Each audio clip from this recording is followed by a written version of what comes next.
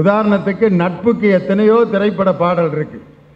சிவாஜி கணேசனும் பாலாஜியும் அண்ணன் தம்பியா அப்படியே ஃப்ரெண்ட்ஸ் மாதிரி பொண்ணு பார்த்துட்டு வந்து பாடுவாங்க. ஒரு பாட்டு கண்ணதாசன் எழுதியிருப்பார், பொன்னொன்று கண்டேன் பெண்ணங்கு இல்லை. இந்த பாட்டு அண்ணன் தம்பி பாடுற மாதிரி இருக்காது, நட்புக்கான பாட்டு. ஆனால் இலக்கியத்தில் நட்பு என்பதற்காக 5 அதிகாரங்களை எழுதி ஒரு குறள் இன்னைக்கு நட்புக்கு இலக்கணமாக இருக்கக்கூடிய குறள். அது என்ன குறள்? உடுக்கை இழந்தவன் கைபோல் ஆங்கே இடுக்கன் களைவதாம் நட்பு. இது எல்லாரும் மனப்பாட பாட்டில் படிச்சிருப்போம். அதுக்குள்ள இருக்க நுட்பம் என்ன தெரியுமா? உடுக்கை இழந்து கொண்டிருப்பவன் சொல்ல, உடுக்கை இழந்தவன் பாஸ்டன்ஸ். அவனுடைய உடுக்கை ஆடை போயிருச்சு. போன பிறகு அவனுடைய கை அவனுடைய மானத்தை மறைக்கிறதுக்கு எந்த இடத்துலையாவது மறைக்கணும்ட்டு அந்த கை எப்படி பயன்படுதோ அது மாதிரி நீ உன் நண்பனுக்கு உதவி செய்யணும்டா அப்படிங்கிறதா அந்த குறளோட பொருள். நம்ம நினைக்கிறோம் வேட்டி கலண்டோன்னா வேட்டியை தூக்கி இப்படியே மறைச்சிக்குவாருன்ட்டு. உடுக்கை இழந்தவன் கை அவனுடைய அந்த உறுப்புகளை மறைக்கிறதுக்கு எவ்வளவு வேகமாக செயல்படுமோ அதனால தான் இழந்தவன் சொன்னார். இன்னைக்கு நான் ஒரு சம்பவம் பார்த்தேன். ஒரு கோயிலில் ஒரு கணவன் மனைவி 2 பேரும் சாமி கும்பிட்டு 2 பேரும் நல்லா விபூதி திருநீர்லாம் அடிச்சுட்டு சாமிக்கு நன்றி சொல்லிட்டு பைக்கில் வந்துட்டு இருக்காங்க. பின்னால் அந்த மனைவி உட்காந்துருக்கா. அந்த பின்னால் உட்காந்துருக்கிறத வச்சே கல்யாணம் முடிஞ்சு எத்தனை வருஷம் ஆயிடுச்சுங்கிறத நம்ம கண்டுபிடிச்சிடலாம். இறுக்க இடுப்பை பிடிச்சிருந்தாங்கன்னா இப்போ தான் கல்யாணம் ஆயிருக்குன்னு அர்த்தம். இந்த காலரை மட்டும் பிடிச்சிருக்காங்கன்னா 5 வருஷம் ஆயிடுச்சுன்னு அர்த்தம். இந்த பேண்ட்டு லூப்பில் விரலை மாட்டிக்கிட்டு உட்காந்துருப்பாங்க, அதெல்லாம் 10 வருஷம் ஆயிடுச்சுன்னு அர்த்தம். ஐயா பக்த சரண் சிரிக்கிறார். அப்படியே லூப்பில் மட்டும் விரலை மாட்டிட்டு பின்னாடி கம்பியை பிடிச்சிருக்காங்கன்னா 15 வருஷம் ஆச்சுன்னு அர்த்தம். எதையுமே பிடிக்காமல் உட்காந்துருக்காங்கன்னா 20 வருஷம் ஆச்சுன்னு அர்த்தம். காணா உளுந்து செத்தா 2 பேரும் சேர்ந்து சாம எதுக்கியா அப்படின்ட்டு இப்படி உட்காந்துருப்பாங்க. அதெல்லாம் பார்த்தீங்கன்னா கல்யாணம் முடிஞ்சு 20 வருஷம் ஆனது. அது மாதிரி அந்த அம்மா இடுப்பை பிடிச்சிட்டு புது கல்யாணம் உட்காந்துட்டு வர்றாங்க. அந்த அம்மாவோட சேலை அந்த வீலில் சக்கரத்தில் சுற்றிருச்சு. சுற்றி அந்த சேலை பூரா போயிடுச்சு. அந்த அம்மாவோட மேலாடை இல்லாமல் நிற்கிறாங்க. அந்த வண்டி சாஞ்சிருச்சு. உடனே அந்த அம்மா அந்த கை 2ஐயும் இப்படி மேலே போத்திட்டு நிற்கிறாங்க. அந்த நேரத்தில் ஒரு 2 வீலரில் ஒரு இஸ்லாமிய சகோதரி வர்றாங்க. வந்தவங்க அந்த 2 வீலரை ஸ்டாப் பண்ணி தான் போத்திருந்த அந்த பர்தாவை எடுத்து அந்த சகோதரியின் உடம்பு மேலே போத்தி விட்டாங்க. ஒரு இஸ்லாமியர் தன்னுடைய மத அடையாளத்தை நீக்கி தன் சகோதரியின் மானத்தை காப்பாற்றினா பார்த்தீங்களா? இதுதான் இந்த தமிழ்நாடு. தமிழ்நாட்டில் இருப்பது போன்ற இந்த உணர்வை வேற எந்த மாநிலத்திலையும் நீங்க பார்க்க முடியாது. உடுக்கை இழந்தவன் கை போல் ஆங்கே இடுக்கன் களைவதாம் நட்பு. என்ன அற்புதமான ஒரு இலக்கியம்! இதுக்கு இணையா திரைப்பட பாடல்ல இருக்கா? கேட்கணும். யாதும் ஊரே யாவரும் கேளீர், தீதும் நன்றும் பிறர் தர வாரா. இதுக்கு இணையான பாட்டு சினிமாவில் இருக்கா? நீ இருக்கிறது ஓலை கொட்டாயா, சும்மா நடக்கிறது தவளை கட்டாயா, மஜாவா இனிக்கிறிய பஞ்சு முட்டாயா. இதுக்கெல்லாம் விளக்கம் சொல்லணும். சும்மா உட்காந்து இப்ப ரிஜிஸ்டர் எடுத்துட்டு வந்து பிரயோஜனம் இல்லை. வாங்க கவிஞர் இனியவன் அவர்களே, உங்களுடைய பேச்சுக்காக மக்கள் ஆவலோடு காத்து கொண்டிருக்கிறார்கள். வாங்க. நாங்கள் வந்து உட்கார்ந்த உடனே நடுவர் அவர்களுக்கு ஒரு புக்கு கொடுத்தாங்க. கீழே கவிஞர் ஜீவி எழுதிய ஒரு புத்தகம். சின்ன வயசுல இருந்தே வழக்கமா பக்கத்து பேப்பரை பார்த்து பிட் அடிச்ச பழக்கத்தின் காரணமாக அவர் கொடுத்த புக்கை என் கையில கொடுத்தாங்க. அவங்களுடைய உதவியாளர்கிட்ட கொடுக்க சொல்லி டக்குன்னு அப்படி திருப்பி பார்த்தேன். அதில் 3 லைன் எழுதியிருந்தார். ஒரு சின்ன கவிதை. இவ்வளவு சுருக்கமாக உங்கள் இலக்கியத்தை நீங்கள் தேடினாலும் கிடைக்காது. புருவமே இவ்வளவு அழகு என்றால் உருவம் கேள்விக்குறி. நீங்க யோசிச்சு பாருங்களேன். இந்த கவிஞன் புருவத்தையே இவ்வளவு ரசிச்சிருக்காங்க. அவளோட எண்ணம் பாருங்க. புருவமே இவ்வளவு அழகு என்றால் உருவம். இவங்க உட்கார்ந்துக்கிட்டு 200 பக்கம் 300 பக்கம் சொல்லிட்டு இருப்பாங்க. இது எவன் படிக்கிறது நேரம்? இதுல வேற என்ன, எங்களுடைய நான் வடசென்னைக்காரன், எனக்கு மனசு புண்படுற மாதிரி நடுவர் பேசிட்டார். வடசென்னையில் கேட்டாங்களா, என்ன லியோனி சாரே நாஸ்டா துண்ணியா அப்படின்னா, நான் சத்தியமாக சொல்லுகிறேன், இது போன்ற தமிழை உலகத்தில் நீங்கள் எங்கும் கேட்க முடியாது. நாஸ்தா என்ற வார்த்தையை சாதாரணமாக நீங்க எடைபட முடியாது நண்பர்களே. நான் இஷ்டப்பட்டால் நாஸ்தா. ஆட ஆண்டவனே, ஐயா மெட்ராஸ்காரங்களே, நாஸ்டா துண்ணவுகளை உங்களை நான் கேட்குறேன், நான் இஷ்டப்பட்டதை சாப்பிட்டியா அப்படின்னு கேட்குறாங்களாம். இல்லை, நான் சாப்பிட்டியான்னு கேட்கல, அவன் துண்ணியான்னு கேட்டான். உண்ணுவது வேறு, துண்ணுவது வேறு. ஞாபகத்தை வச்சுக்க. உண்ணுவது என்பது ஒரு அளவோடு சாப்பிடுவது உண்ணுவது. நான் இஷ்டப்பட்டதற்காக கண்டதையும் சாப்பிட்டுட்டீங்களா லியோனி சார் என்று உங்களுடைய உடல் நலத்தின் மீது அக்கறை உள்ள ஒரு வடசென்னைக்காரன் கேட்டதை இந்த மேடையில் நீங்கள் அவமானப்படுத்தி விட்டீர்கள். நல்ல வேலை இதை திருக்குறளோடு ஒப்பிடாம விட்டார். யாகாவர் ஆயினும் நாகாக்க அப்படிங்கிறத சேர்த்து சொன்ன பாட்டுங்க அதுன்னு. இல்லை, நீங்க எளிமையா சொல்லியிருக்கீங்களா ஒரு இலக்கியத்தை? சார் டாக்டர் இருக்காரு, டாக்டர்கிட்ட போயிட்டு ஒரு பையன் போயிட்டு டாக்டர்கிட்ட சொல்லணும், அவனுக்கு லூஸ் மோஷன் ஆகுது, போயிட்டு சார் பேதி ஆகுது சார் சொல்ல முடியாது சார். அவன் மாடர்ன் டெக்னாலஜியாக சொல்லுவான், டாக்டர் இன்னைக்கு காலையிலேருந்து அன்லிமிட்டட் அன்கோயிங்காக இருக்கு, புது புது ரிங்டோனாக கேட்குது, பைக்கில் பேலன்ஸே இல்லை, எவ்வளோ ரீசார்ஜ் பண்ணாலும் பேலன்ஸ் ஜீரோவே காட்டுது, எனக்கு இந்த ஆஃபர் வேணாம், தயவு செய்து டிஸ்கனெக்ட் பண்ணுங்க. டாக்டருக்கு புரியுமா புரியாதா சார்? நான் வந்து சங்க இலக்கியத்திலேருந்து எழுதி உட்கார்ந்துட்டு இருந்தோம்னா டாக்டர் அவர் ஃபைலை எடுத்து பார்த்து இது விளக்கத்தை எடுத்துக்கொள்ள நோயாளி வேற டாக்டர்கிட்ட போயிடுவான். அவர் என்ன கேட்குறாரு, மொபைல் ஃபோனுக்கும் வாழ்க்கைக்கும் சேர்த்து ஒரே கவிதையா சொன்னார் பாருங்க, அருமை. நீங்கள் எங்களுடைய பாட்டு வந்து நயாகரா நீர்வீழ்ச்சியில் எழுதியிருக்காங்களே, உங்க பாட்டு அப்படி இருக்கா? இருக்கு. டர்பன் மாநாட்டில் கருப்பினர்கள் மட்டுமே கலந்து கொண்ட மாநாட்டில் ஒரு பாட்டு போட்டாங்க நண்பர்களே, உண்மை சம்பவம். கருப்பு தான் எனக்கு பிடிச்ச கலரு, உன் கண்ணா ரெண்டும் என்ன மயக்கும் 1000 வாட்ஸ் பவர். நீங்கள், நான் உங்களுக்கு ஒரு உண்மை செய்தி சொல்றேன். நானும் அண்ணன் லியோனி அவர்களோட சேர்ந்து ஒரு நாட்டுக்கு போயிருந்தோம், ஜாம்பியான்னு ஒரு நாட்டு. அந்த நாட்டுடைய விமானத்தில் ஏறிய பிறகு எனக்கு ஒரு பெரிய மகிழ்ச்சி என்ன தெரியுமா, அந்த நாட்டுடைய நிறைய பயணிகள் வந்தாங்க. அப்போ நினைச்சிட்டேன் நாமெல்லாம் எம்ஜிஆர் கலர்றான்னு. சார் அங்க ஒரு அருமையான ஒரு காதல் மலர்ந்தது. அந்த காதலை கெடுத்தவர் நம்முடைய மதிப்பிற்குரிய மரியாதைக்குரிய நடுவர் அவர்கள். பிரான்சிஸ்கான ஒரு பொண்ணு என்னை கவனிச்சுக்கிச்சு சார். 16 மணி நேரம் என் தாயை விட அழகாவே கவனிச்சுக்கிச்சு, என் மனைவிடைய மேலாகவே கவனித்துக் கொண்டாள் என்னை. அப்பப்போ வந்து சாப்பிட்டீங்களா, நல்லா இருக்கீங்களா, தூங்குறீங்களான்னு. நடுவரை கூட கவனிக்கல, அது வேற விஷயம். என்னன்னா அவர் கலர் அது மாதிரி. எத்தனை தடவை கேட்டாலும் கொடுத்துச்சு சாப்பாடு. 1 more எஸ் ப்ளீஸ் அப்படிங்க. நான் வந்து 1 more நோ, என்னடா அது அப்படின்ட்டு நானும் யோசித்து பார்த்தேன். அந்த அம்மாவும் இவரும் ஒரே கலரு. அது என்ன நினச்சிருச்சுன்னா நம்ம நாட்டு சொந்தக்காரர் இவர் அப்படின்னு கவனிப்பு ஓவராக இருந்துச்சு. நான் கொஞ்சம் கலர் ஆகிட்டேன். எனக்கு வந்து ஒரு தடவைக்கு மேலே சாப்பாடு தரல. டாக்டர்லாம் போயிருந்தா பட்னியாக தான் போட்டிருக்கான் அந்த அம்மா. இந்த கலரை அந்த அம்மா வந்து மதிச்சிருக்குமா? அமெரிக்காக்காரரு இவருக்கு ₹1 குன்னு கூட கொடுக்காதாரு. அதனால் பிரான்சிஸ்காவை இன்னும் நினச்சிக்கிட்டு இருக்காரு பாருங்க. 15 வருஷம் ஆகுது நாங்கள் போயிட்டு வந்து. நடுவர் அவர்களே, தமிழை கருப்பாக தான் இருப்பான், இது மண்ணோட அடையாளம். இன்னொன்று என்ன தெரியுங்களா, கருப்பாக இருக்கிறவங்க கவலைப்படாதீங்க, எல்லா கலரும் சேர்ந்தால் கருப்பாயிடும். நம்ம எல்லா கலருக்கும் சொந்தக்காரர்கள், அவங்க ஒரு கலருக்கு மட்டுமே சொந்தக்காரர்கள். அவர் சொன்னாருங்க இல்லையா, இன்னைக்கு பாட்டு எழுதுறாங்க, எவ்வளவு ஆபாசமாக இருக்கிறது.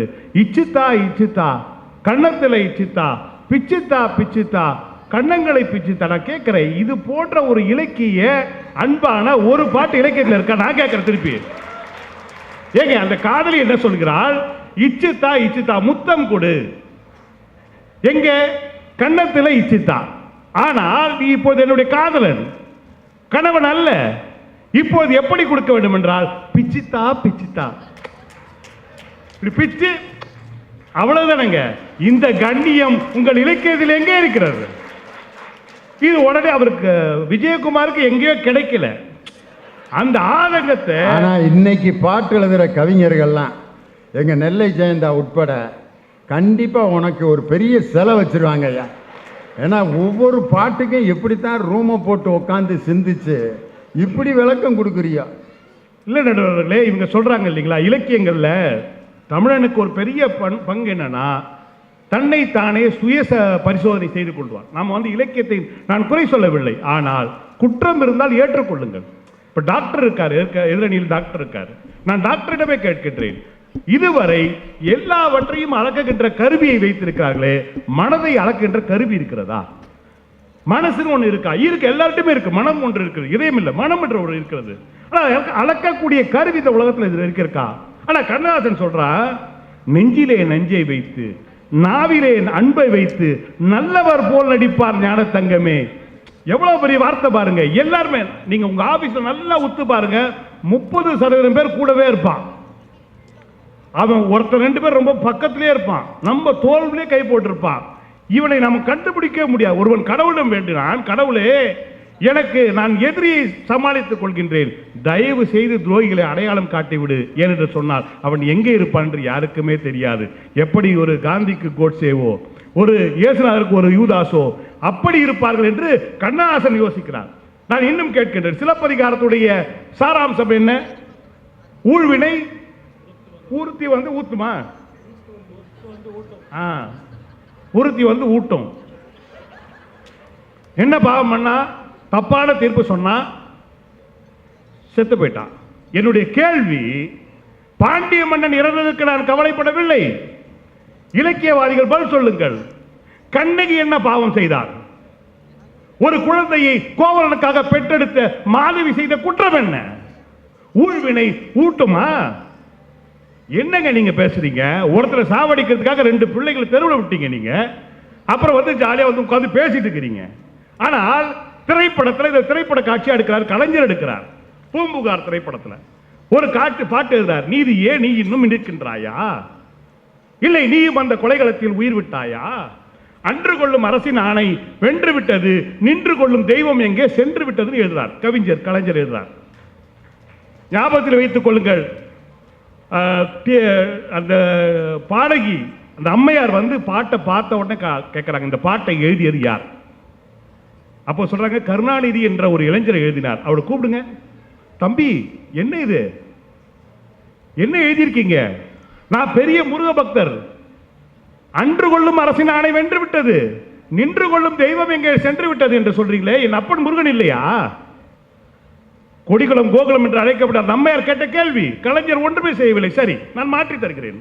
எழுதுகிறார், அன்று கொள்ளும் அரசின் ஆணை வென்று விட்டது, நின்று கொள்ளும் தெய்வம் இங்கே வந்து விட்டது என்று கண்ணகியை கடவுளாக காட்டுகிறார் என்று சொன்னால் சிலப்பதிகாரம் சாராம்சம் என்ன தெரியுமா? மண்ணில் பிறந்தவன் கடவுளாக உயர்த்தப்படுவான் என்று திரைப்படம் சொன்னது. நீங்கள் கண்ணகியை விதவியாக மாற்றிவிட்டீர்கள். அவ்வளவுதான் நடந்தது. நண்பர்களே, ஒன்னு கேட்கிறேன், ஒரு குரல், ஒரு இலக்கியத்தில் நீங்க சொல்லுங்கள், இதுவரைக்கும் அண்ணன் தங்கை பாசத்தை சொன்ன இலக்கியம் சொல்லுங்க தயவு செய்து. சார், பாசமலர் ஒரு படம், சிவாஜி கணேசன் கண்ணத்துல கை வச்சுட்டு இருப்பாரு. இந்த அழகுக்கு ஒரு இழகான ஒரு அழகு ஒருத்தர் இருக்க முடியுமா சார்?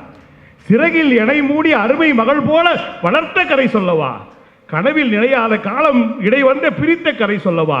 எனக்கு கண்ணதாசனை ரொம்ப பிடிக்கின்ற வரி என்ன தெரியுமா? கண்ணின் மணி போல மணியின் நிழல் போல கலந்து பிறந்தோமடா. கண்ணுக்குள்ள இருக்கிற மணிக்கு எங்க நிழல் இருக்கும்? அண்ணன் தங்கச்சி பாசம் யாராலையும் கண்டுபிடிக்க முடியாது. 1000 இருக்குல்ல சார், என் முன்னாடி திட்டுவா, என்ன அவன் தங்கச்சிக்கு ஜெயிச்சுட்டே இருக்கே. 1000 இருந்தாலும் நாங்கள் கண்ணின் மணி போல மணியின் நிழல் போல கலந்து பிறந்தோமாடா. எங்க அக்காவுக்கு ஒரு பிரச்சனை, அவர் சொன்னா பார்த்தீங்களா, டாக்டருக்கு 3 அக்காங்க, விட்டுருவாங்களா? ஐயா, தங்கச்சி அது 2 பேரும் வந்து கைவீசமா கைவீசுனா அழுதுகிட்டு பாடுற பாட்டு. நடுவர் அவர்களே, இலக்கியங்கள் ஒரு சாராரை மட்டுமே வளர்த்திருக்கிறது. ஒரு ஆண் சமூகம், ஒரு தலைவன், ஒரு மன்னன், அப்படிதான் வளர்த்திருக்கு. இங்கே திரைப்படங்கள், நாங்கள் சிவப்பாக இருந்த எம்ஜிஆரை ஹீரோவாக்கினோம், கருப்பாக இருந்த ரஜினிகாந்தை சூப்பர் ஸ்டார் ஆக்கினோம், பரோட்டா சூரியை கூட ஹீரோவாக மாற்றி இருக்கின்றோம். ஞாபகத்தில் வைத்துக் கொள்ளுங்கள். ஆனால் உங்களிடம் ஏற்றத்தாழ்வு இருந்தது, எங்களிடம் ஏற்றத்தாழ்வு என்பதே கிடையாது. நான் இன்னும் சொல்றேன், மனிதன் எவ்வளவு மோசமானவன் தெரியுங்களா? கடவுளுக்கு காணிக்கை கொடுக்கின்ற பொழுது தனக்கு நான் மட்டும் முடி கொடுப்பான், ஆனா ஆடு மாடு மட்டும் தலையை வெட்டுவான். என்னன்னா, அவனுக்கு ஒன்று நல்லது நடக்கணும்னா யாரவனாலும் அழிப்பான் என்பதை மனிதன் எப்போதுமே நிர்ணயித்துக் கொண்டே இருக்கின்றான். ஒன்றை சொல்லுகின்ற நண்பர்களே, நடுவர் அவர்கள் கேட்டார், இன்றைக்கு வந்த பாடல்கள் என்ன செய்கிறது? இன்றைக்கு ஒரு பாடல் வந்து பிரபலமாக இருக்கிறது, நீ இருக்கிறிய ஓலை கொட்டாயா. நீங்க பாடுங்க நடுவர், எனக்கு திரும்ப அந்த வரிகள் எனக்கு சரியா சொல்லணும். நீ இருக்கிறிய ஓலை கொட்டாயா, சும்மா நடக்கிறிய தவளை கட்டாயா என் ஞாபக நினைவாற்றலுக்கு பரிசு வைக்கிறேன். அப்படியே பட்டுன்னு கம்பராமாயணத்தில் 160வது பாட்டு சொல்லுங்க பார்க்கலாம். புரியுதுங்களா? கம்பராமாயணத்துல 160வது பாட்டு. உன்பெரும் தேவி என்னும் உரிமைக்கும் உன்னை பெற்ற மண்பெரும் அருகி என்னும் வாய்மைக்கும் மிதிலை மன்னன் தன்பெரும் தனையை என்னும் தகைமைக்கும் தகைமை சான்றால் என்பெரும் தெய்வம் ஐயா இன்னமும் கேட்டி என்பான். போச்சா? புரியுதா? நான் ஏன் பேச்சாளர் எத்தனாவது பாட்டு நீ செக் பண்ணிக்க போ. இப்ப புரியுதுங்களா நான் ஏன் பேச்சாளர் இருக்கிறேன், அவர் ஏன் நடுவராகிறாருன்னு? நடுவர் அவர்களே, நான் கேட்கின்றேன், இந்த பாட்டை போன்ற ஒரு பாட்டு உங்கள் இலக்கியத்தில் காட்டுங்கள். நீ இருக்கிறிய ஓலக்கொட்டாயா, நீ வாழ்கின்ற வாழ்க்கை என்பது ரொம்ப எளிமையான வாழ்க்கை. ஆனால் நடக்கிறைய தவளை கொட்டாயா, பெண் எப்பொழுதும் மான் போல் துள்ளி துள்ளி ஓடுவாள். ஆனால் இந்த பெண் ஓடுகின்ற குடிசை இருக்கிறது ரொம்ப சின்னதா இருக்காது, மான் மாதிரி ஓட முடியாது. நீ அளந்து அளந்து தவளை கொட்டா மாதிரி தாவி தாவி ஓடுகிறீங்க சார். அடுத்த வரி எழுதியிருக்காம பாருங்க, நீங்க எந்த இலக்கியத்துல கிடையாதுங்க. மஜாவா அடிக்கிறிய பஞ்சு முட்டாயா, பஞ்சு முட்டாய் நீங்க உத்து பாருங்க, கீழே ஒரு குச்சி இருக்கும், மேல கலர்ஃபுல்லா இருக்கும். பெண் என்பவள் அழகானவள், ஆனால் கம்பீரமாக நிற்க வேண்டும். ஏனென்று சொன்னால் இந்த சமூகத்துடைய எல்லா சவால்களையும் பெண் பார்த்து நிற்க வேண்டும், எதிர்த்து நிற்க வேண்டும். மஜாவா நிக்கிறிய பஞ்சு முட்டாயா, கோஜாவா படுத்துக்கிற ஓ மடியில சாஞ்சி. எவ்வளவு கேட்கலாம் பாருங்க, நீ தாய் போல காப்பாத்து, நான் உன்னில் மடியில குழந்தை மாதிரி படுத்துக்கிறேன். சும்மா வாட்டமா இருக்கிறிய வாட்டர் பாக்கெட் மூஞ்சி இங்க வைக்கிறான் சார், இங்க நிக்கிறான் கவிஞன். நான் கேட்கிறேன், இந்த வார்த்தைக்கு இலக்கணமான ஒரு இலக்கியத்துல சொல்லுங்க.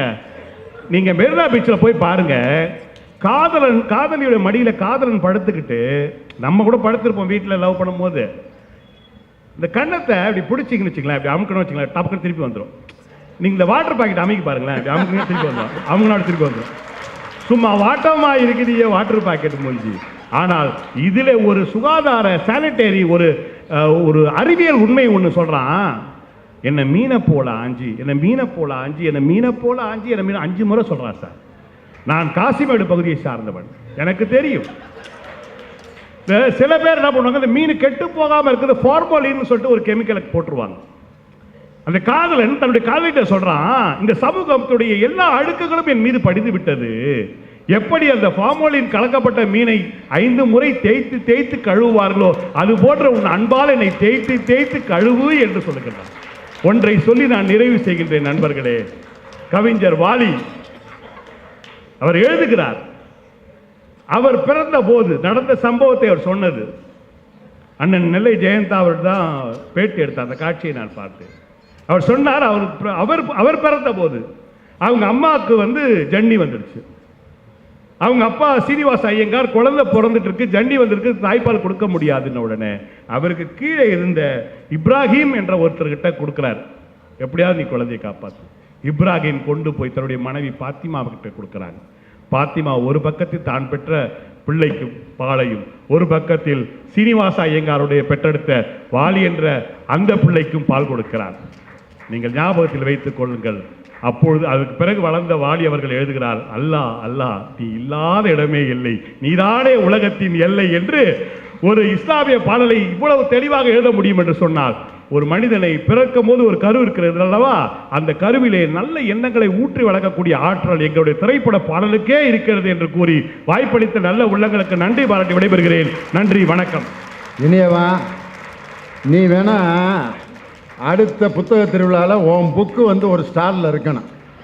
அது எதை பற்றி இருக்கணும்னா, இப்பொழுது எழுதும் கவிஞர்களின் பாடலுக்கு இனியவன் உரை அப்படின்னு போட்டு ஒவ்வொரு பாட்டுக்கு நீ உரை எழுதி அந்த பாட்டை பாசிட்டிவாக மக்களை ரசிக்க வைக்கிறதுக்கு நீ ஒரு புக்கை போடப்பா.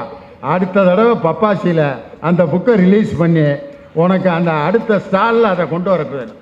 ஏன்னா ஓலக்கொட்டாய் பாட்டுக்கே நீ விளக்கம் சொல்லிட்டீன்னா இனி என்ன எழுதினாலும் அதுக்கு நீ உன்னையால் விளக்கம் சொல்ல முடியும். காரணம், திரைப்படம் ஒரு விரிந்த களம், அதில் எப்படி வேணாலும் எழுதிக்கலாம் பாட்டு. அதில் பாண்டியராஜன் எழுதின படத்தில் ஆண்பாவம்ங்கிற படத்தில் இளையராஜா பாடியிருப்பார், சண்முக பிரியா ராகம். காதல் கசக்குதையா பொண்டாட்டிய லவ் பண்ணுங்க, நீயாக பெண் தேடக்கூடாது, வர வர காதல் கசக்குதையா அப்படின்னு எழுதியிருப்பார். இளையராஜா அவர் ஒரு டைட்டில் சாங் பாடினாலே அந்த படம் நல்லா ஓடும். கரகாட்டக்காரனில் தொடங்குச்சு இந்த இம்சை. அவரை எல்லா படத்துலையும் பாட்டு பாட வச்சுட்டாங்க. ஒரு பாட்டு எழுதுகிற சாதாரண விஷயம் இல்லை. இன்னைக்கு 83 வயசாகுது. இன்னைக்கு விஜய் சேதுபதிக்கு பாட்டு பாடுறாருயா இளையராஜா. என்ன பாட்டு! அந்த பாட்டு பாருங்க, நல்லதுக்கும் ஃபிக்ஸ் பண்ணிக்கலாம், கெட்டதுக்கும் ஃபிக்ஸ் பண்ணிக்கலாம். இப்போ நான் பாடுறேன், கேளுங்களேன். தினம் தினமும் ஓ நினப்பு, தினம் தினமும் ஓ நினப்பு, வெளியே சொல்லவும் வழி இல்லை, வெளியே வரவும் முடியல, உள்ளுக்குள்ள துடிப்பும் கணக்கில்லை. இப்போ நான் என்ன பாட்டு பாடுறப்ப என் துணைவியார் வர்றாங்க பாருங்க. தினம் தினம் ஓ நினப்புன்னா கரெக்டாக வர்றாங்க. அவங்க இல்லைன்னு நினச்சி நான் பாடிக்கிட்டு இருந்தேன், கரெக்டாக உள்ள வந்துட்டாங்க. படுத்துகிற பாடு பொருட்களை என்ன அர்த்தம்னா, ரொம்ப கஷ்டப்பட்டுக்கிட்டு இருக்கேன், வெளியவே வர முடியல அப்படின்னு எடுத்துக்கலாம். தினம் தினமும் ஓ நினப்பு, நீ என்னை படுத்துகிற பாடிய என்னை பொருட்களை, என்னையால் உன்னை விட்டு வெளியவே வர முடியல அப்படியும் எடுத்துக்கலாம். உன் இம்சை தாங்க முடியலன்னு எடுத்துக்கலாம். அப்படி எழுதியிருக்காரு. அவரே எழுதி இசையமைச்ச பாட்டு. அதனால் சினிமா பாட்டில் சொல்லாத விஷயமே இல்லை. மனசாட்சிக்கு கண்ணதாசன் எழுதின மாதிரி வேற எந்த கவிஞனும் உலகத்தில் எழுதினதே கிடையாது. உலகம் 1000 சொல்லட்டுமே, உலகம் 1000 சொல்லட்டுமே, உனக்கு நீதான் நீதிபதினு எழுதினார் கண்ணதாசன். பதில் சொல்லணும். எங்கள் அன்பிற்கும் மரியாதைக்கும் உரிய டாக்டர் ஜெயராஜமூர்த்தி உங்கள் பலத்த கரவழியோடு இலக்கிய அணியை நிறைவு செய்ய வருகிறார். வாழ்க்கைக்கு எது வழிகாட்டுகிறது? அதுதான் கேள்வி. திரை இசையா அல்லது இலக்கிய வளமா? வந்தார் இனியவன், பேரு நல்லா தூய தமிழில் வச்சிருக்கிறார். இவர் விளக்கம் கொடுக்கறத பார்த்தா ஓலை கொட்டாயா தவளை கொட்டாயா, என்னையா இது சம்பந்தமே இல்லை. அவங்க அப்பா நல்ல பேர் வச்சிருக்காருங்க, இனியவன். எனக்கே பொறாமையா இருக்கும், எனக்கு கூட அந்த மாதிரி நல்ல பேர் இல்லையே. சம்பந்தம் இல்லாமல் பேசினார். ஏங்க லூஸ் மோஷன் எவனுக்கோ வந்துச்சான், டாக்டர்கிட்ட போனாரா, அதுக்கும் சினிமாவுக்கு என்னையா சம்மந்தம்? நீங்களும் எல்லாரும் கை தட்டுறீங்க, நீ எதை சொன்னாலும் கை தட்டுறீங்க, சிரிக்கிறீங்க. அதனால அவர் இஷ்டத்துக்கு அடிச்சு விடுறாரு. ஹைக்கூ கவிதை இன்னைக்கு நிறைய வரிகள் எழுதி வந்ததை, அதாவது விருத்தப்பாக்கள், அதை வெண்பாவாக சுருக்கினார்கள். குரல் வெண்பானா 1.25 அடி அற்புதமாக விஜயகுமார் அவர்கள் சொன்னார்கள். ஒரு ஹைக்கூ கவிதையை சொல்லி, அதை பற்றி சொல்லி அதை சினிமா பாடலோடு சேர்த்து புனைந்து விட்டார். ஹைக்கூ என்பது வேறு, அது இலக்கியத்தனம் வாய்ந்தது, ஒன்றுமே இல்லை. ரொம்ப சிம்பிளாக வாலி ஒரு கவிதையில் சொல்கிறாரு கோவலனை பற்றி. புகாரில் பிறந்தான், புகாரில் இறந்தான். அருமையான வரி. புகார்னா பூம்புகாரில் பிறந்தவன், புகாரில் இறங்கினா ஒருத்தவங்க கொடுத்த கம்ப்ளைண்ட், இவன் சிலம்பை திருடி விட்டான் என்று அந்த பொற்கொள்ளன் சொன்னதால் அந்த புகாரில் இறந்தான். அது அற்புதமான ஒரு ஹைக்கூ கவிதை அல்லவா? 6 அதை பற்றி எழுதுகின்ற போது கவிக்கோ அப்துல் ரஹ்மான், நீர் எழுதுகின்ற ஒரு வரி கவிதை 6. என்ன அற்புதம் பாருங்க, என்ன ஒரு சிந்தனை! அதெல்லாம் ஹைக்கூயா, திரைப்பட பாடல் அல்ல. இன்னொரு விஷயம், இங்கே ஹைக்கூ கவிதைகள் மற்ற கவிதைகள் எல்லாம் இலக்கியத்தில் வந்துவிடுகின்றன. இலக்கியம் என்பது ஒரு மிகப்பெரிய ஒரு கடல். அது என்றைக்கு தொடங்கியது? கிட்டத்தட்ட 2000 ஆண்டுகளுக்கு முற்பட்டது. காமஞ்சான்ற கடைக்கோட்காலை ஏமஞ்சான்ற மக்களோடு துவன்றி அறம்பூரி சுற்றமுடு கிழவனும் கிழத்தையும் சிறந்தது பயிற்றல் இறந்ததன் பயனே என்று தொல்காப்பியம் கிமு 5ஆம் நூற்றாண்டு. பல அறிஞர்கள், தமிழறிஞர்கள் தொல்காப்பியத்தினுடைய காலத்தை சொல்லுகின்ற போது கிமு 5 என்கிறார்கள். கிறிஸ்து பிறப்பதற்கு 500 ஆண்டுகளுக்கு முன்பாகவே ஒரு தமிழன் இங்கு பிறந்து எப்படி வாழ வேண்டும், வாழ வேண்டிய நெறிமுறைப்படி வாழ வேண்டும் என்கின்ற ஒரு உயர்ந்த சிந்தனை நமக்கு தருகிறான் என்றால் இந்த இலக்கியங்கள். அதற்கு பிறகு சங்க இலக்கியங்கள், நற்றிணை, நல்ல குறுந்தொகை, ஐங்குறுநூறு, ஒத்த 10 ஓங்கு பரிபாடல், கற்றறிந்தார் ஏத்தும் கலியோடு அகம் புறமன இத்திரத்தை 8 தொகை என்கின்ற 8 தொகை நூல்கள், முருகு பொருணர் 12 முல்லை, பெருகு வளமதுரை காஞ்சி, மறுவினிய கோல நெடுநல்வாடை கோல் குறிஞ்சி பட்டினப்பாலை கடாத்தொடு 10 என்கின்ற 10 பாட்டு, 4 அடி 4 மணி 440 5 முப்பால் கடுகம் கோவை பழமொழி மாமூலம் இந்நிலைய காஞ்சியுடன் 7ஆது என்பளவும் கை நிலையுமாம் கீழ்கணக்கு என்கின்ற 18 கீழ்கணக்கு நூல்கள், மேல்கணக்கு நூல்கள் 18, கீழ்கணக்கு நூல்கள் 18 ஆகும். இந்த 36 இலக்கியம் என்பது தமிழருக்கு கிடைத்திருக்கக்கூடிய ஒரு மிகச்சிறந்த சொத்து, மிகச்சிறந்த கருத்து பெட்டகம். ஆக அதில் சொல்லாத வரிகளே இல்லை, சொல்லாத செய்திகளும் இல்லை. அதெல்லாம் புரிஞ்சிக்காம இங்கே வந்து இந்த இனியவன் ஏதோ பேசிட்டு போயிருக்கிறார், கைத்தட்டல் வாங்குவதற்காக பேசிட்டு போயிருக்கிறார். உண்டால் அம்மை இவ்வுலகம் இந்திரர் அமிழ்தம் ஏவதாயினும் இனிது என தமிழர் உண்டலும் இல்லரே. அமுதமே கிடைத்தாலும் தமிழர்கள் தான் மட்டும் வைத்து உண்ண மாட்டார்களாம். அடுத்தவனுக்கு பகிர்ந்து கொடுத்து உண்ணக்கூடியவர்கள். தமக்கென முயலால் நோன்றால் பிறர்க்கென முயலினர் உண்மையான என்கின்ற சங்க இலக்கிய வரிகள், அதற்கு ஈடான வரிகள் உண்டா? நினைச்சு பாரியா, சும்மா வாயில வந்துதான் பேசுறீங்க. ஈன்றால் பசிகான்பால் ஆயினும் செய்யற்க சான்றோர் பழிக்கும் வினை. ஆஹா, திருக்குறள். ஓதற்கு எளிதாய் உணர்தற்கு அரிதாய் வேத பொருளாய் மிக விளங்கி தீதொற்றோர் உள்ளுதரும் உள்ளுதரும் உள்ளம் உருக்குமே வள்ளுவர் வாய்மொழி மாண்பு என்று திருவள்ளுவ மாலை சொல்லும். அது ஓதற்கு எளிது, ஆனால் உணர்வதற்கு கடைபிடித்ததற்கு ரொம்ப கஷ்டம், அரிது என்கிறார் அந்த திருவள்ளுவ மாலையிலே ஒரு புலவர். அப்படிப்பட்ட அந்த திருக்குறள் ஈன்றால் பசிகான்பாலாயினும் செய்யற்க சான்றோர் பழிக்கும் முனை. நம்மை பெற்ற தாய் பசியோடு இருந்தாலும் கூட தீவினைகள் செய்யக்கூடாது, யாருக்கும் துரோகம் செய்யக்கூடாது, உண்மைக்கு மாறாக நடக்கக்கூடாது என்கின்ற உயர்ந்த சிந்தனையை, வாழ்க்கைக்கு வழிகாட்டக்கூடிய சிந்தனையை நமக்கு திருக்குறள் தருகிறது. அப்படி சங்க இலக்கியங்கள், அதற்கு பிறகு வந்த பக்தி இலக்கியங்கள், ஐம்பெரு காப்பியங்கள், சிலப்பதிகாரத்தை பற்றி சொன்னார். ஒன்றுதான் சொன்னீங்க நீங்க, என்ன ஊழ்வினை உறுத்து வந்து ஊட்டம். அது வந்து கோவலன் சென்ற பிறவியிலே ஒரு தவறு செய்து விடுகிறான். அதை நீங்க படிக்கணும் சிலப்பதிகாரத்தை. அதில் என்ன ஆகுதுன்னா, ஒரு ஒற்றன் ஒருவன் வருகிறான் வெளிநாட்டில் இருந்து, அதை வியாபாரம் செய்ய வருகிறான். இவன் ஒற்றன் என்று அவனை அரசனிடம் புகார் சொல்லி அவன் சாவுக்கு காரணமாக ஆகிவிடுகிறான் போன பிறவியில். அதனுடைய நீட்சி தான் அடுத்த பிறவியில் அவன் கொல்லப்படுகிறான். இதுதான் கதை. ஊழ்வினை உறுத்து வந்து ஊழ் என்கின்ற ஒரு அதிகாரமே யார் செஞ்சிருக்கிறார்? திருவள்ளுவர் திருக்குறளை செஞ்சிருக்கிறார். ஊழில் பெருவழி யார் உள்ள யாவுல மற்றொன்று சூழினும் தான் முந்துரும். அருமையான திருக்குறளுங்க. இந்த ஊழை விட இந்த விதி, அதை விட பெரிய வலிது எதுவுமே இருக்க முடியாது. ஏனென்றால் எது வந்தாலும் அதை முந்திக் கொண்டு விதி வரும் என்பது உலக நியதி. அதைத்தான் சிலப்பதிகாரம் நமக்கு சுட்டி காட்டுகிறது. உரைசால் பத்தினியை உயர்ந்தோர் ஏத்துவது. அதை விட இன்னொரு முக்கியம், அரசியல் பிழைத்தோர்க்கு அறம் கூற்றாகும். கையை தட்டுங்க. அரசியலிலே ஒரு தவறை செய்தால் தட்டி இப்பதான் தட்டு வாங்க வேண்டியது வழியில் நெல்லை ஜெயந்தா சினிமா பாட்டு சொன்னா நல்லா வரும் நினைக்கிறேன். உரைசால் பத்தினியை உயர்ந்தோர் ஏற்றுவது ஊழ்வினை உறுத்து வந்து அரசியல் பிழைத்தோருக்கு அறம் கூட்டராகும்னா, அரசியலை தயவு செய்தவனுக்கு அந்த அறமே எமனாக வந்து அவனை அழிக்கும் ஒழிக்கும் என்ற உண்மையை சிலப்பதிகாரம் நமக்கு சொல்லுகின்ற போது, டாக்டர்கள்லாம் ஏதோ மருந்து மாத்திரையை தான் மைண்டில் ஏற்றி வச்சிருப்பாங்கன்னு நான் கேள்விப்பட்டிருக்கேன். ஆனால் மெடிசன் மருந்துகளை விட இலக்கிய பாடல்களை தன் மனது முழுவதும் நிறைத்து வைத்திருக்கிற ஒரு டாக்டர். இப்படிலாம் ஒரு டாக்டர்கிட்ட வைத்தியம் பார்க்க போனோம்னா மருந்து மாத்திரம் இல்லை, 4 இலக்கியத்தை பேசியே நோயை குணப்படுத்தி விடுவார். அப்படிப்பட்ட ஆற்றல். அதே ஐயா ஒரு விளக்கத்துக்கு ஒரு பாட்டுக்கு விளக்கம் சொல்லாரு. நீங்களும் நிறைய பாட்டெல்லாம் சொன்னீங்க, நானும் 2-3 பாட்டை எழுதி வந்தேன். இதுக்கு என்னத்த விளக்கம் நீங்க சொல்ல போறீங்க? நான் இப்ப அடுத்து வர பிரதேசம் தான் சொல்லணும். சின்ன வீடா வரட்டுமா பெரிய வீடா வரட்டுமா? என்னையா இது? சின்ன வீடு பெரிய வீடு, என்னையா வீடு இது? இது இந்த காலத்து இளைஞர்கள் இதை கேட்டுட்டு நல்வழிக்கு போவான்னு சொல்றது எப்படியாது?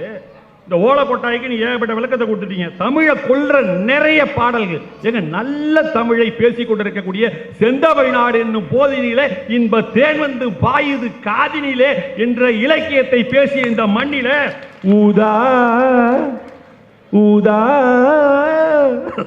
ஊதா கலர் ரிப்பன் உனக்கு யாரு அப்பன்? ரிப்பனுக்கு அப்பனை போட்டான், பொம்மைக்கு மம்மியை போட்டான். இதுல என்னையா இருக்கு? இவ்வளவு இலக்கிய பாடல்களை பேசிய டாக்டரிடமிருந்து இப்படி ஒரு ரோஜா கலர் ரிப்பனா? ஐயா இன்னொரு சமீபத்தில் ஓஹோன்னு இந்த பாட்டு எங்க பார்த்தாலும் கேட்டுச்சு. ஏய் எங்கோலி சோடாவே, நம்ம கலாச்சாரம் எங்கேயா போச்சு? இந்த நாகரீகம் பண்பாடு, தமிழர் என்று சொன்னாலே உயர்ந்த பண்பு உயர்ந்த நாகரீகம் நம்முடைய கலாச்சாரம். இமயத்தில் இருக்கக்கூடிய நம்மை எங்கு கொண்டு வந்து சேர்த்திருக்கிறது இந்த சினிமா பாடல்கள். நான் பள்ளியில் படித்த பாடல்லாம் இன்னும் எனக்கு ஞாபகமா இருக்குங்க. சங்கரருக்கு மாறுதலை, சண்முகருக்கு மாறுதலை, ஐங்கரருக்கு மாறுதலை ஆனதே சங்கை பிடித்தோர்க்கும் மாறுதலை, பித்தா நின் பாதம் படிந்தோர்க்கும் மாறுதலை பார். காலமேக புலவர் அற்புதமான சிலேடை பாட்டு. என்ன சொல்றாருன்னா, சிவபெருமானுக்கு மாறுதலை, தலை வித்தியாசமானது. ஏன்னா அதுல கங்கையாறு இருக்கிறது, அது வித்தியாசமான சடைமுடியோடு இருக்கின்ற, அதில் நிலவு இருக்கின்றது. யார் தலையிலும் அப்படி கிடையாது. சங்கரருக்கு மாறுதலை. சண்முகர்னா முருகன், அவருக்கு மாறுதலை. 6 தலைகள் 6 முகம், அதனால சண்முகருக்கு மாறுதலை. ஐங்கரன்னா பிள்ளையார், அவருக்கு மாறுதலை, அது யானையோட முகம். சங்கை பிடித்தோர் திருமால், அவனுக்கு மாறுதலை. ஏன், அந்த காவிரி கொள்ளிடத்து நடுவிலே தலையணையிலே பாம்பனையிலே படுத்திருக்கக்கூடிய அவருக்கு மாறுதலை சொல்லிவிட்டு, நின் பாதம் பிடித்தோர்க்கும் மாறுதலை பார். உன்னை சரணடைந்தவர்களுக்கு நீ மாறுதலை தருகிறாய், அவர்களுடைய துன்பத்தை நீக்கி அவருக்கு இன்பத்தை தருகிறாய் என்கின்ற உயர்ந்த சிந்தனையை பக்தி வெள்ளத்திலே நம்மை ஆழ்த்தக்கூடிய, அதெல்லாம் அற்புதமான பாட்டு இல்லையா? செடியாய வல்வினைகள் தீர்க்கும் திருமாலை நெடியானே வேங்கடவா, உன் கோயில் வாசலில் அடியாறு வானவரும் அரம்பயரும் இடந்து இயம்பும் படியாய் கிடந்து உன் பவளவாய் காண்பேனே. என்ன மாதிரியா ஆழ்வார்கள் போடுறாங்க. அப்படியே பக்தி வெள்ளம் இப்படி கரை புரண்டு ஓடுகின்ற போது என்ன கேட்கிறாரு தெரியுமா அந்த ஆழ்வாரு? ஐயா, அந்த திருமால் நெடுவான பார்த்துக்கிட்டே இருக்கணும்னா என்ன செய்யணும்? அங்க இருக்கக்கூடிய அந்த படியா நான் கிடக்கணும். அதுதான் பின்னாடி அந்த வந்த பாட்டுல, நான் மண்ணானாலும் திருச்செந்தூரில் மண்ணாவே, ஒரு மரமானாலும் பழமுதி சோலையில் மரமாவே. இது பின்னால வந்த அந்த பக்தி பாடலுக்கு முன்னோடியாக இருந்தது குலசேகர ஆழ்வாருடைய பாடல். நிறைய மாதிரி சொல்லலாம். துப்புடையாரை அடைவதுதான் சோர்விடத்து துணை ஆவரென்றை ஒப்புகளை நாயிலும் நின்னடைந்தேன் ஆணைக்கு நீ அருள் செய்தமையாய்.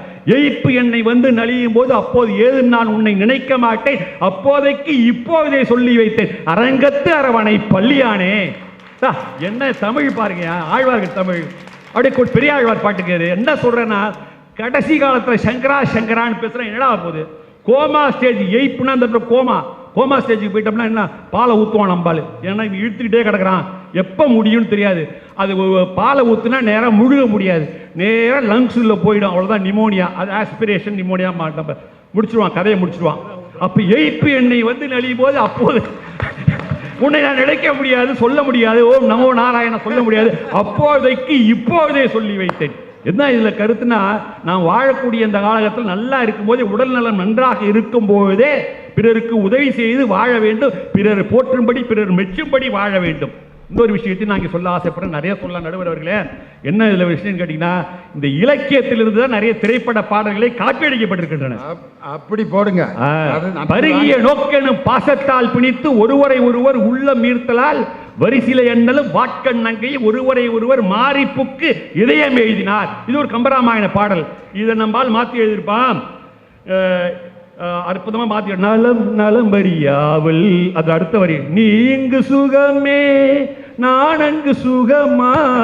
எப்படி மாரிப்புக்கு இது அவருடைய இது இவனுக்கு வந்துருச்சு, இவனுடைய இது அங்க போயிடுச்சு. அது மாதிரி நான் அங்க வந்துட்டேன், நீ இங்க வந்துட்ட, நீ தான் நானு நான் தான் நீங்கிற பொருள்ல வந்திருக்கா இல்லையா திரைப்பட பாடல். அதே போல இந்த இப்பிறவிக்கு 2 மாதரை சிந்தையாலும் தொடை நீங்கின்ற கம்பராமாயண வரிகளை எடுத்துதான் கண்ணதாசன் வசந்த மாளிகையில உன்னை எல்லால் ஒரு பெண்ணை நான். சிவாஜி கணேசன் அப்படி பார்க்கிற பார்வையன், அந்த வாணிஸ்ரீ நடக்கிற நடையன் ஒரு 25 தடவை பார்த்துருப்பேன் அந்த வசந்த மாளிகைங்கிற படத்தை. இப்ப திரும்ப வந்து ரீமிக்ஸ் பண்ணி அந்த படம் வந்திருக்கு. இப்போ ஹவுஸ்ஃபுல்லாக ஓடிக்கிட்டு இருக்கு. அந்த நடிகர் திலகம் சிவாஜி கணேசனுடைய ஸ்டைலுக்கு பக்கத்தில் வேற யாருமே நிற்க முடியாது. அதே மாதிரி என்போ நதியின் பிழை என்று நறும்புணலின் மேல் ஒரு கம்பராமாயண பாட்டு ஒன்று இருக்கு. அதை தியாகம் படத்தில் போடுவார். நதி வெள்ளம் காய்ந்து விட்டால் நதி செய்த குற்றம் இல்லை, விதி செய்த குற்றம் அன்றி வேறு யாருமா. அந்த வரியை எங்கேருந்து எடுத்திருக்காங்கன்னா கம்பராமாயணம். இது மாதிரி நிறைய சொல்லிட்டே இருக்கலாம்.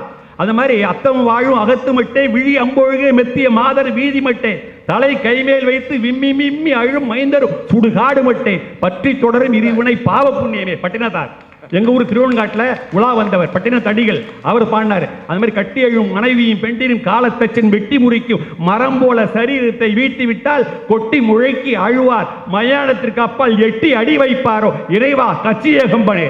அற்புதமான பாட்டுங்க.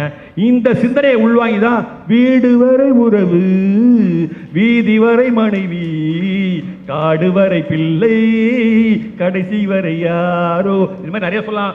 யான் நோக்குங்கள் நிலம் நோக்கும் நோக்காக்கால் தான் நோக்கி மெல்ல நகும், இல்லையா?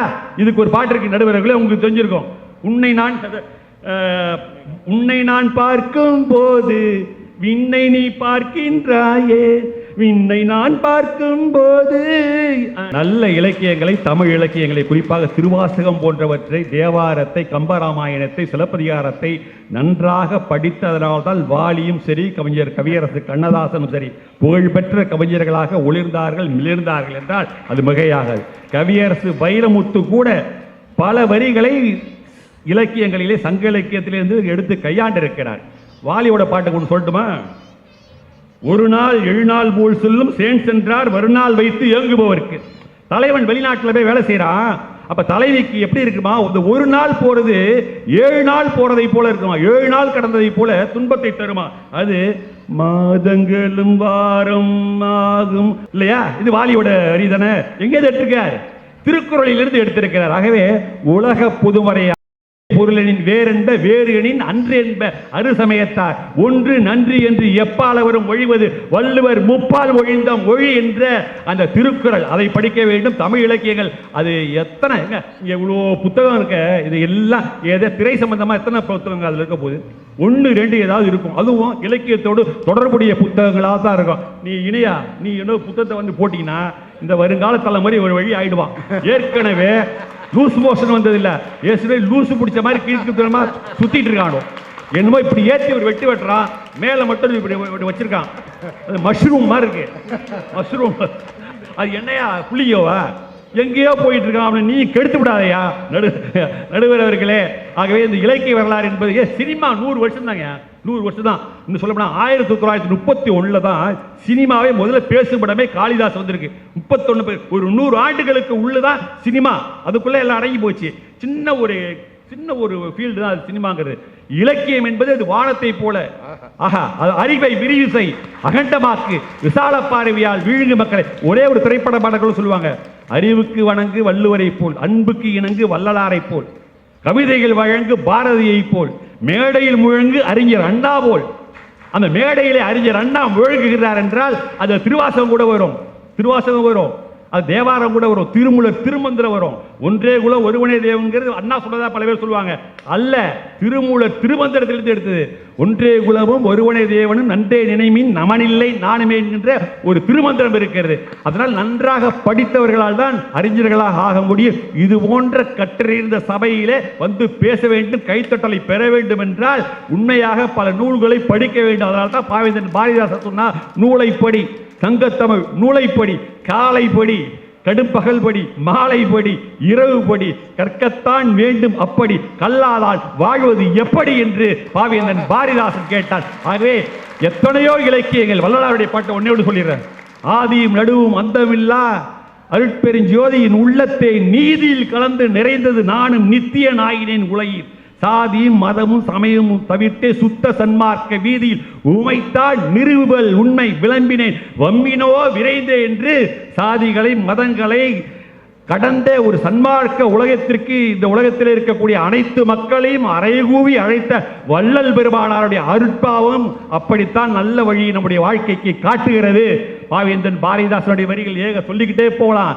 இணைகின்ற தந்தைக்கும் தாய்க்கும் மக்கள் தனைகின்ற தமிழ்நாடு தனக்கும் என்னார், இணையளவு நலமேனும் கிடைக்கும் என்றார், செத்தொழியும் நாள் எனக்கு திருநாளாகின்றாரே. அதுதான் நம்முடைய இலக்கியங்கள் நமக்கு சொல்லி தருகின்ற உயர்ந்த படிப்பினை என்கின்ற செய்தியை சொல்லி வரலாற்று சிறப்புமிக்க இந்த பட்டிமன்றத்திலே நடுவர் அவர்களே, நீங்கள் கொடுக்கக்கூடிய தீர்ப்பு நம்முடைய தமிழை உயர்த்துவதாக இருக்க வேண்டும், தமிழுக்கு பெருமை செய்வதாக இருக்க வேண்டும். நன்றி, வணக்கம். கடைசிக்கு என்னைய சட்டையை பிடிச்சி ஒழுப்பிட்டு உட்காந்துருக்காரு. டாக்டர் ஜெயராஜமூர்த்திக்கு மீண்டும் ஒரு கரவொலி எழுப்பி எத்தனை இலக்கிய பாடல்களை அப்படியே கொட்டுறார். நான்லாம் உட்காந்து மனப்பாடம் பண்ணி அதில் 2 வரியை கூட விட்டுருவேன். பட்டினத்தார் பாடல் என்ன, குலசேகர ஆழ்வார் பாடல் என்ன, திருக்குறள் என்ன, வள்ளலாருடைய திருட்பா என்ன, கொட்டி அப்படியே திருவாசகம், தேவாரம், ஆழ்வார்களுடைய பாசுரங்கள் எல்லாத்தையும் இன்றைக்கி ஒரு இடத்திலிருந்து இத்தனை பாடல்கள் வந்தது எனக்கு தெரிஞ்சு ஜெயராஜமூர்த்தியினுடைய அந்த பேச்சில் தான். அருமையாக பேசினார்.